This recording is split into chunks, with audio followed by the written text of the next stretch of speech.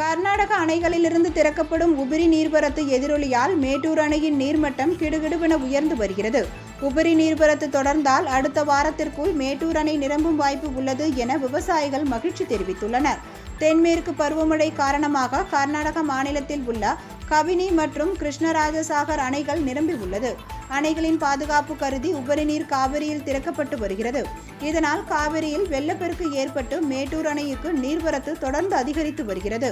அதன்படி நேற்று மேட்டூர் அணைக்கு வினாடிக்கு 60,740 கன அடி விகிதம் வந்து கொண்டிருந்த நீர்வரத்து இன்று காலை வினாடிக்கு 73,452 கன அடியாக அதிகரித்துள்ளது. இதனால் மேட்டூர் அணையின் நீர்மட்டம் 116.84 அடியாக உயர்ந்துள்ளது. அணையிலிருந்து குறுவை சாகுபடிக்காக வினாடிக்கு 22,500 கன அடி விகிதம் தண்ணீர் திறக்கப்பட்டு வருகிறது. அணையின் நீரிருப்பு 88.59 TMC-ஆக உள்ளது. நீர்வரத்தும் திரும்பும் இதே நிலையில் இருந்தால் ஒரு வார காலத்தில் மேட்டூர் அணை வரலாற்றில் 45வது ஆண்டாக அணை நிரம்பும் வாய்ப்பு உள்ளது என்று நீர்வளத்துறை அதிகாரிகள் தெரிவித்துள்ளனர்.